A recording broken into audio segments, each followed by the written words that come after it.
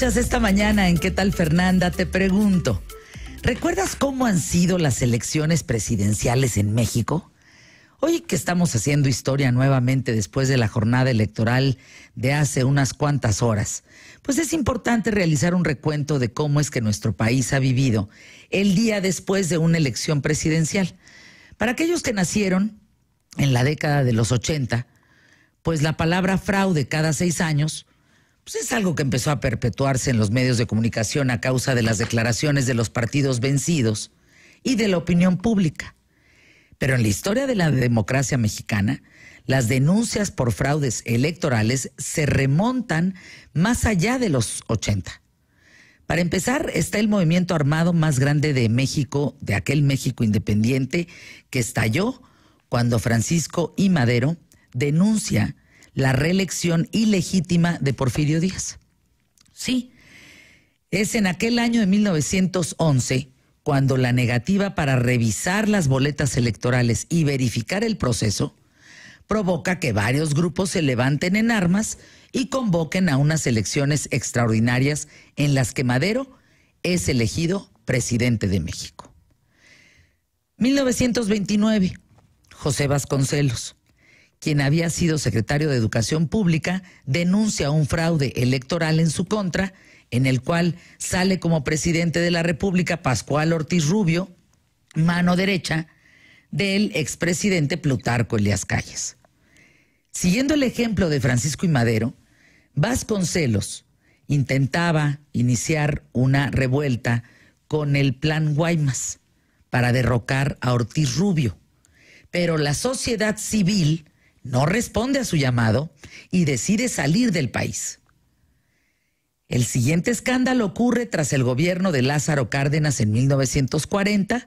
Manuel Ávila Camacho resulta presidente electo, pero uno de sus contrincantes, Juan Andreu Almazán, denuncia un proceso fallido y con sospechas de fraude.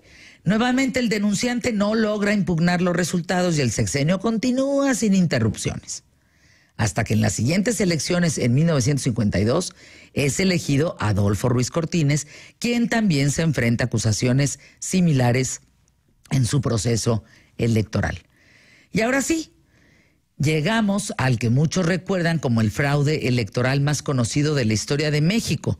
En 1988 inicia el periodo presidencial de Carlos Salinas de Gortari, bajo la sombra de que horas después de concluida la jornada electoral del 6 de julio de aquel año, hubo una pausa en el flujo del conteo de los votos.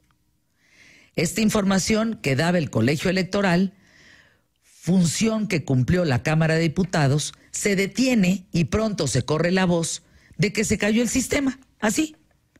Entonces Salinas de Gortari es proclamado en ese momento presidente de la República, cuando parece que los votos aún todavía no terminan de contarse. Esa noche, los otros 3 candidatos presidenciales, Cuauhtémoc Cárdenas, Manuel Cloutier y Rosario Ibarra, denuncian un fraude electoral ante la Secretaría de Gobernación, dirigida entonces nada más y nada menos que por Manuel Bartlett.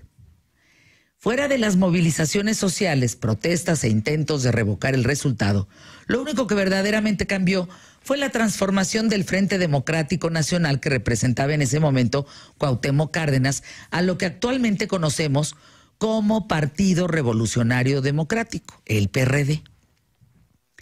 A raíz de este escándalo, el 11 de octubre de 1990 comienza a funcionar el famoso Instituto Federal Electoral, el IFE, como el primer órgano del Estado responsable de planear y verificar los procesos electorales de México.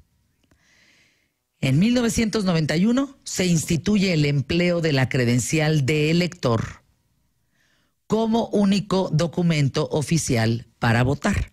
Y finalmente, en 1994, fíjense hasta hace que tampoco, en el 94 se inaugura la Fiscalía Especializada para la Atención de Delitos Electorales, la famosa FEPADE, como una manera de resolver los problemas del pasado. 2014, Una reforma constitucional rediseña el IFE y le da carácter nacional con el objetivo de homologar y asegurar la efectividad de todos los procesos locales, tanto a nivel local como federal. Y de esta forma, el IFE pasa a transformarse en el Instituto Nacional Electoral, en el INE. El Consejo General del INE, compuesto por 11 ciudadanos que elige la Cámara de Diputados, me estaba a punto de ganar el subconsciente, ¿va? Continuamos. Tiene 4 objetivos principales. El INE. 1. Organizar la elección de los dirigentes de los partidos políticos si estos así lo solicitan. 2. Garantizar la difusión de las campañas de los candidatos independientes. 3. Verificar que haya un 2% de la lista nominal para solicitar que se lleven a cabo las consultas populares y realizar todo lo necesario en cuanto a organización, cómputo de votos, declaración de resultados. Y por último, finalmente, así, fiscalizar los recursos de los partidos a nivel federal y local en forma expedita, es decir, en el transcurso de las campañas y no una vez que terminen. Aún con las nuevas medidas y reforzamiento al proceso electoral, 2 casos recientes volvieron a presentar acusaciones por fraude. Ambas denuncias fueron presentadas por el mismo candidato a la presidencia, que es Andrés Manuel, en su momento, Andrés Manuel López Obrador. En las elecciones del año 2006, sale ganador Felipe Calderón, según las gráficas del IFE. Calderón recibió el 35.89% de los votos totales, frente a el 35.31% de los que obtiene López Obrador, por lo que la FEPADE declara válida la elección de Felipe Calderón. La otra denuncia fue en el año 2012, en contra de Enrique Peña Nieto, quien obtuvo 38.21% de los votos, y Andrés Manuel López Obrador 31.59%. Y entonces eso hace que las acusaciones fueron fundadas en el famoso financiamiento ilícito para campañas de aquel momento. En el reparto, ¿se acuerdan?, de las tarjetas bancarias entre los representantes de casilla. En esta ocasión, también la FEPADE declara válida la elección. Es muy importante ver la historia y ver qué tan reciente la democracia en México está funcionando, Porque lo que vivimos ayer fue un acto pleno en democracia. Para la democracia, por México en democracia. Nos guste o no el resultado. Es democracia y se respeta. El acto que tuvo José Antonio Meade de salir a decir los votos no me ayudan, eso fue un momento histórico para México. Un momento muy importante de claridad, de certidumbre y de contundencia. Nos haya o no gustado el resultado, lo que queda claro es que justamente lo que no podíamos vivir en esta elección era la incertidumbre, y era que resulta que uno u otro dijeran que fue fraude. Porque eso sí nos hubiera llevado a un verdadero traste. Ahí sí sale un tigre para que vean. Imagínense que aún con la diferencia alguien impugne. No, hombre, es un caos. Qué bueno que fue así, qué bueno que fueron unas elecciones limpias. Más del 50 y tantos % votó a favor de Andrés Manuel López Obrador. El resto no votamos a favor de López Obrador. El resto nos dividimos entre 2 personajes junto con un independiente. Anaya, Meade y el Bronco. Así las cosas en México. Por la democracia misma se respeta el resultado de que Andrés Manuel López Obrador es el ganador y el futuro presidente de México, y estará pronto en una transición con el gobierno actual. Después de escuchar este periodismo de vida, yo te pregunto a ti, y esto me parece muy importante. Aquí no se trata de que nos vamos a rajar, ni mucho menos. Aquí se trata de ¿qué esperas de Andrés Manuel López Obrador como presidente? En su discurso de anoche, en el Zócalo de la Ciudad de México, aseguró que no nos va a fallar. Bueno, más bien, que no les va a fallar a los que votaron por él. Pero por ende, pues es a todos los mexicanos, ¿no? Porque será el presidente de toda una nación, no solo de unos cuantos. Entonces, si él dice, no les voy a fallar a quienes votaron por mí, para ti, ¿cuáles serían? Esto me parece muy importante platicarlo hoy en día, que de todas maneras tenemos que levantarnos a trabajar y con mucho ánimo y con ganas de, así como en este espacio y en mi persona hemos señalado lo bueno, también hemos señalado lo malo. Y no dejaremos de hacerlo. Entonces, ¿cuáles serían las 3 principales promesas de campaña que Andrés Manuel López Obrador está obligado a cumplir? Porque eso de que no nos falles y que no les voy a fallar, sí es muy importante que entendamos eso desde hoy. Ahora,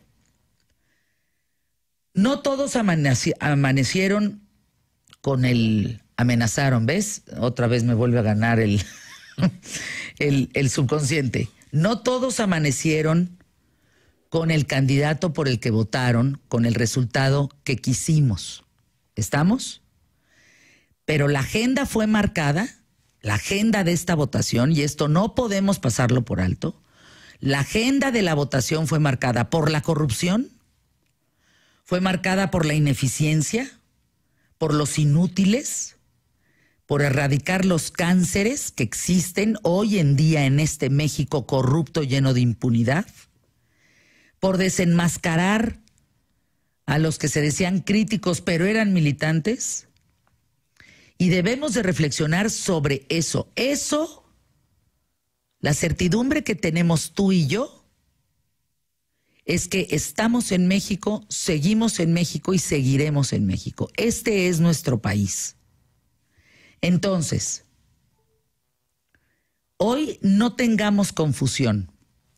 Hoy tenemos una elección en donde el futuro presidente de México es Andrés Manuel López Obrador a partir del 1 de diciembre. 1, que la transición se haga de manera pacífica y democrática, por México y para México. Que entreguen bien el país, bueno, ¿cómo les digo? No, eso no se puede. Que entreguen el país en orden, sin violencia. Y que lo entreguen bien, no en buenas condiciones. Eso es distinto, porque eso no se puede. Bien, ¿sí?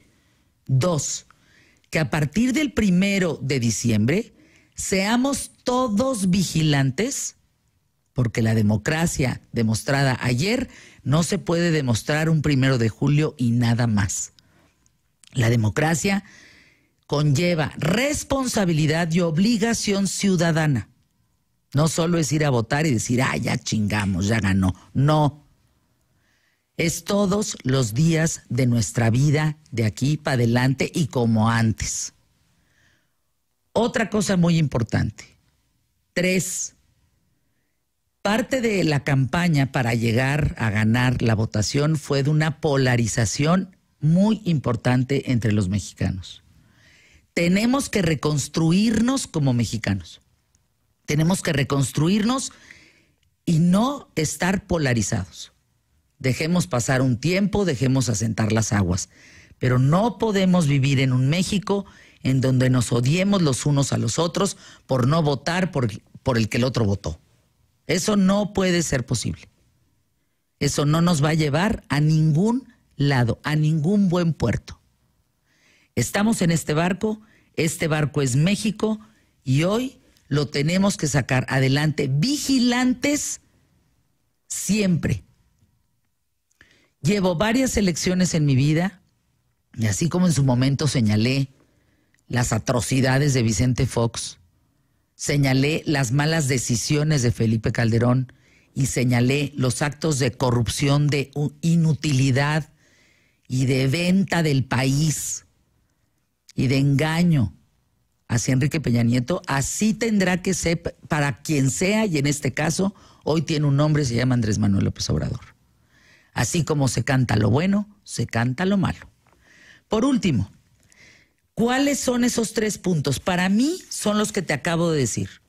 Para mí las promesas a cumplir es un tema de corrupción, es un tema de seguridad y es un tema de globalización. Para mí esas son las promesas más importantes que se tienen que cumplir y mantener la estabilidad de un país sin cambiar leyes ni cosas del Congreso, porque además Morena tiene la mayoría en el Congreso, como en todo el país. No cambiar los estatutos de fondo de un país. Abogo por la libertad de expresión, pese a quien le pese. Abogo por los derechos humanos y abogo por la globalización. Eso es lo que yo pongo sobre la mesa. No me rajo de lo dicho, no me rajo. Para mí y desde mi trinchera fui congruente, pese a quien le pese, y me parece que fui muy valiente también, porque me mantuve y me he mantenido ahí desde hace 18 años que llevo justamente en este micrófono. Tú que me escuchas sabes a qué tirarle conmigo. Si te gusta o no, te respeto, pero también respétame a mí. Aquí vamos a encontrar siempre, y te invito a un espacio de pluralidad, un espacio para ti y para mí, y un espacio en donde vamos a seguir construyendo un México mejor, en presente y futuro. No me rajo, de lo que dije, de lo que digo y de lo que diré. Por algo me he mantenido en este liderazgo durante 31 años.